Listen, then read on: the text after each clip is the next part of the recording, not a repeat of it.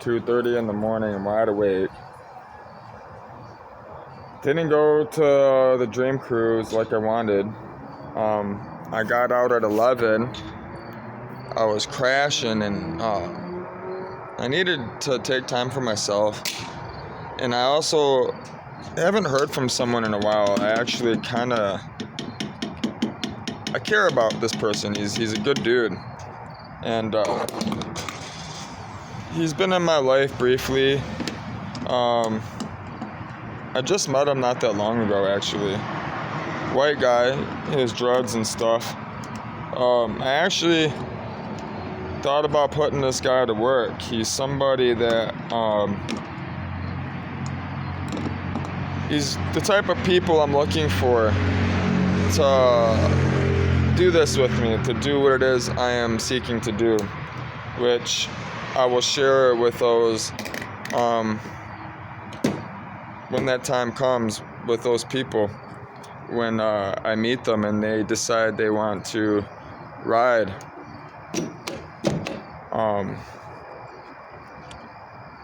But I went over there, I talked to him. I haven't talked to him in about 2 months. And I don't know, he's been on my mind a lot lately, so I called him. Usually I only call him if I need something though. Like pills or, something like that, and I'm not talking like fucking heavy medication or anything like that. I'm just talking like stupid shit, you know what I mean? Like I'm low on my medication or something and I'm short or something, stupid shit. I call him for ibuprofen sometimes, you hear me? I don't call this man for fucking coke or fucking a bag of dope, you know what I mean? I don't do that shit no more. I stopped that shit a long time ago. I don't do it no more. I take medication for myself from the doctor, but nothing like truly heavy or anything. Plus, I have to take it because I need it for my boat. And it's shitty because they test you and you have to have it in your system. So, therefore, I take it literally right before I go in. But I do take it here and there for my knee pain. And the reason why I take it for my knee pain is because ibuprofen, naproxen, I have really bad stomach issues, ulcers and type whatnot you want to call them. They come and go. And I can't take ibuprofen, Motrin all the time. Though it works the best, and that's what's frustrating for me, is it works the best, it helps out the most, it takes the pain away the most, but it affects my stomach to the point where I get nauseous, I get sick, I vomit, and it's not an excuse. It's not, because people will make that excuse. Like, you can go in and say you're allergic for ibuprofen. You can go into the hospital and they'll give you Norco instead of ibuprofen, and that's how you get around that. But I don't take the shit to get high. I don't take it to get high every day. I take it when I need it, when I'm in excruciating pain.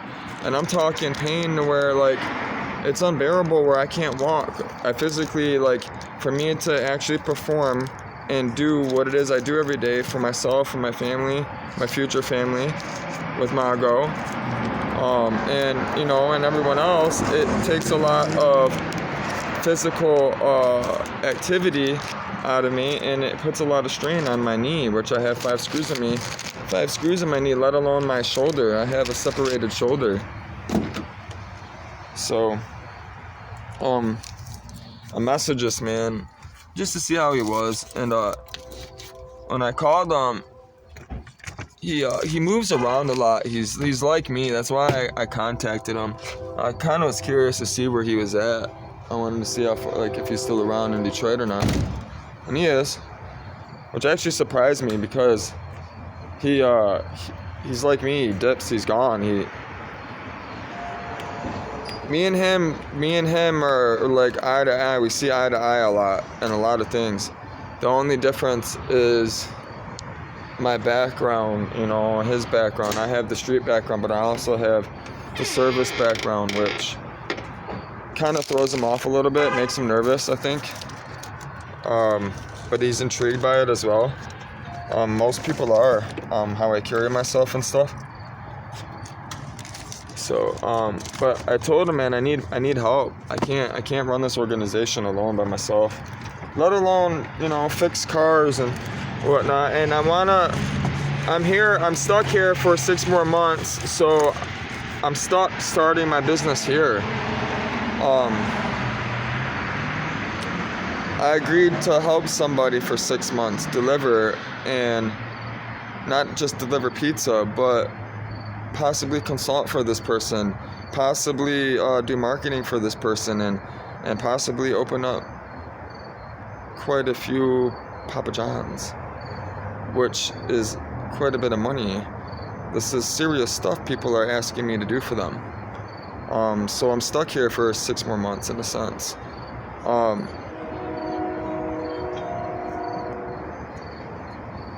They don't know necessarily what it is I'm doing or how much I got going on.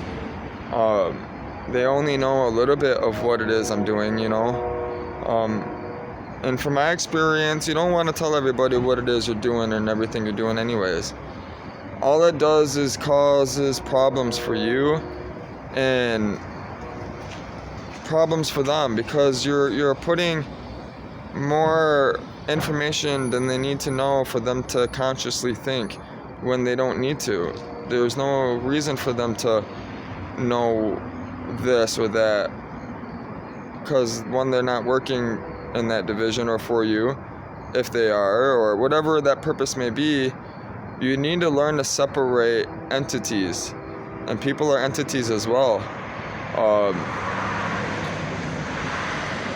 If you consider them in a collective of a group, when you start running businesses with thousands of people at a time, it becomes a collective of people. Because out of the 20 years, the 33 years I've been alive, out of the last 20, since I've been 13, I've been studying human behavior, including my own, which was terrible. We're creatures of habit, and we all have evil in us. We all have the sin, the blood, the conscious guilt in us. So therefore, whenever you're running a business, people always get bad thoughts to do bad things, whether they act on them or not. If you don't put yourself out there in a position to get in those positions, then you don't have to worry about it. But that goes with saying, when you do put yourself out there for business, you can't be consciously aware of every single thing at all times. It's not possible. So therefore, things will happen that you won't be aware of, that you won't consciously understand the cause and effect of it, because you weren't the one that initiated whatever it was that was done, whether it was said or physically spoken or physically acted on, or even not. That's why it's so important to not gossip, because people will take something that you said when you said it in context out of that context, and then add their own context to suit their need, to make them look good, to make you look bad, to serve their purpose, and whatever that purpose may be. And if it isn't for Jesus, then it's evil, because then it's selfish. So therefore, everyone that is in your life, if they're not consciously thinking about Jesus in every decision, thought that they have, you're constantly wielding your spiritual power, and have to make sure and be aware and on guard that you can't trust anyone, not even yourself. That's why I trust Jesus. This is why I deny myself. I deny myself every day those temptations to rob people, to do things that wouldn't get me forward in life. Not here now, but up there in the afterworld, you know, there. Everything you do has a cause and effect. Everything you do here, it gets done there as well. It's a mirror. You're a mirror of yourself. You're a reflection of yourself. So therefore, be the reflection you want to be. And the best reflection to be is Jesus. Because if you're reflecting Jesus, you're reflecting God's love. You're not reflecting anything else. You're in faith, you're in love, you're consciously on Him, so therefore you're consciously spreading love out, whether you're speaking it or you're doing it. And love is a verb. God spoke the world into existence. He used a verb. He used an action. He did it. He didn't just say it, he did it. And you have to remember, if he said it and did it, he had to think of it. And if he had to think of it, where do you think that thought came from? Where did that stem from? His heart.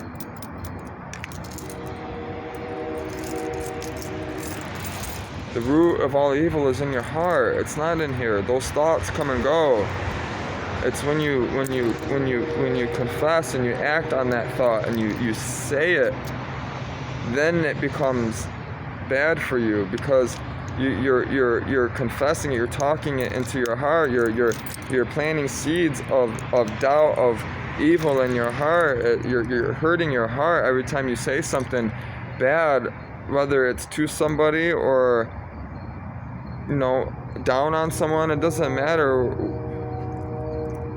The thought is fine. It's when you say it. Don't say it. Stop talking down on people. Stop pointing fingers at everyone. Once you stop that, if you stop that, within a week, your life will start changing. It will. It will change significantly.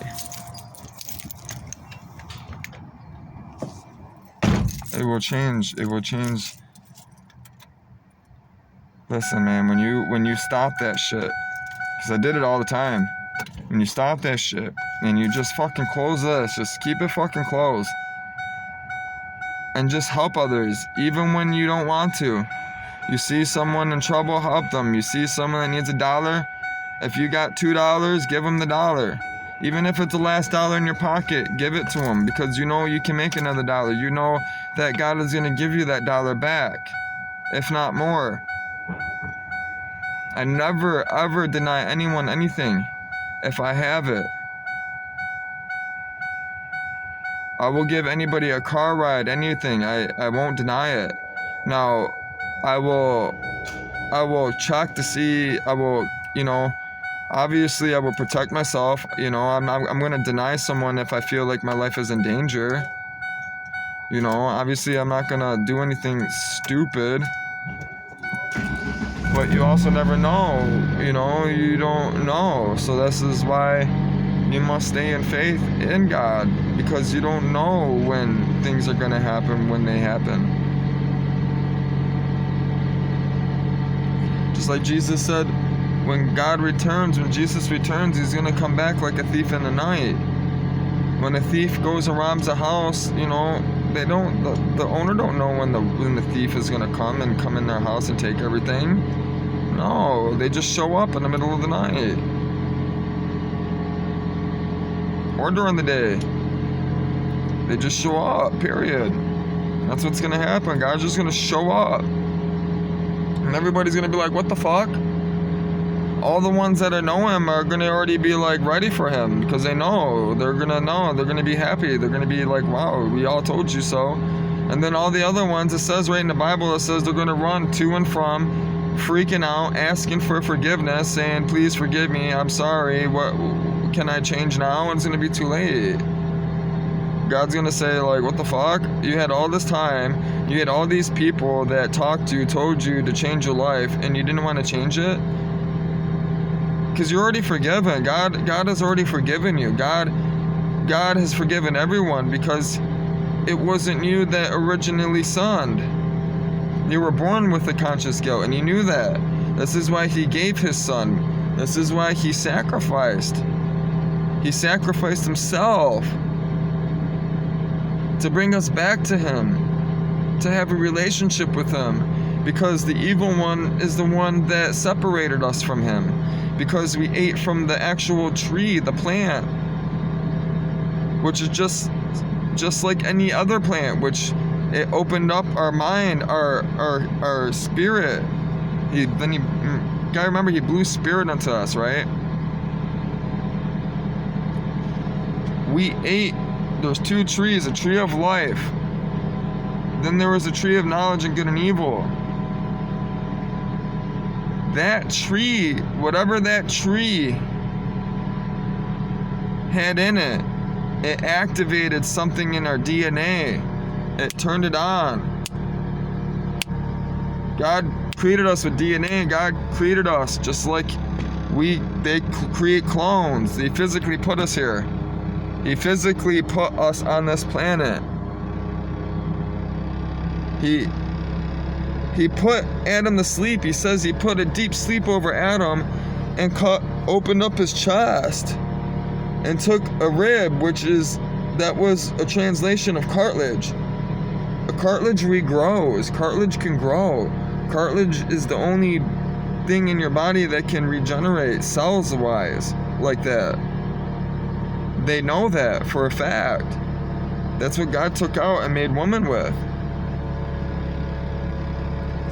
You think about it. It's crazy to think that he physically did this, and that we're here on this earth because of him.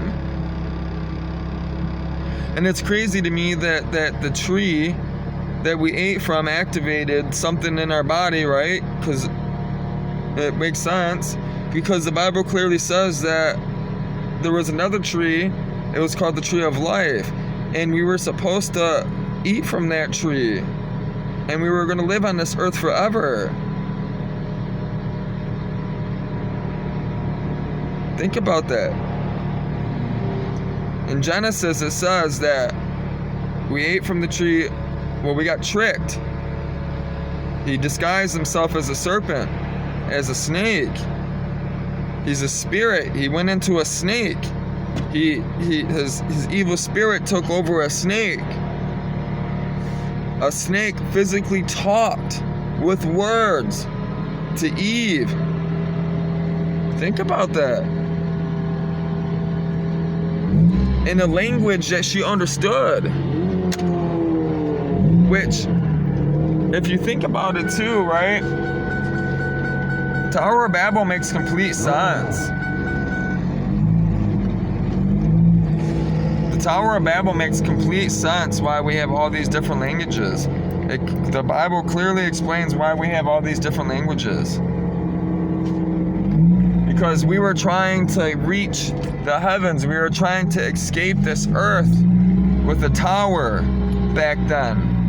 Because we didn't have the technology to fly spacecraft. We didn't.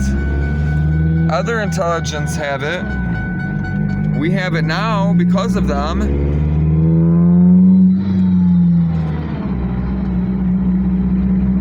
It's facts, truth.